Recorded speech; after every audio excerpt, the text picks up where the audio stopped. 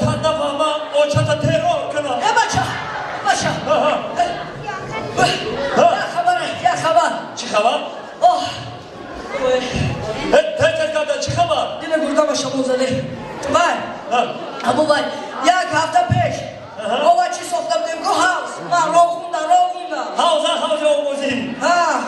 یه هاوس آموزی چی؟ هاوسی ماهی انا مو هاوسی ماهی ده چه میخیدم یا تمامی شده یا تمام چند داشتی که چه میخیدم آخه ماهی ها برامده هم طریقه دیگه خطانه که من شکرخنده که محفیل روی که همون ده گذرانی یا کمش که چه میخیدم ماهی من بطر شکرخندم کمش میکنم گپ روشم چه میخیدم ماهی انا میقبعی اینا من بدانیم او شکار رفتم کو؟ شکار رفتم همین رفتم که یک بزرگی را دیدم سایت یک بزرگی را دیدم همین میشه نگرفتم زدم که بزرگی همین بزرگی دیدم که یک نگاه میکنم صاحب جنگل هاوس مرا دوربین قدیم به حضور میگو دورادم تنخم کفی صاحب جنگل همین نوری автомата گرداده بود همون چی را چه کردم همون قراولا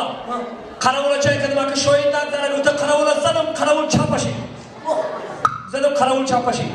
همه قراولا زدم برابر که دو کامپیوتر هاوس در دستم سکیلاشون هم خیلی آمده استیم گفتم با یا شاید برآمدنده کامپیوتر رو چک کردم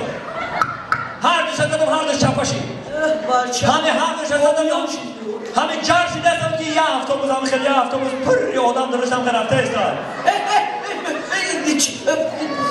افتوبوس هم پروندی تو الان ماهی کم نکنی که الان افتوبوس هم موزی میپروندم برام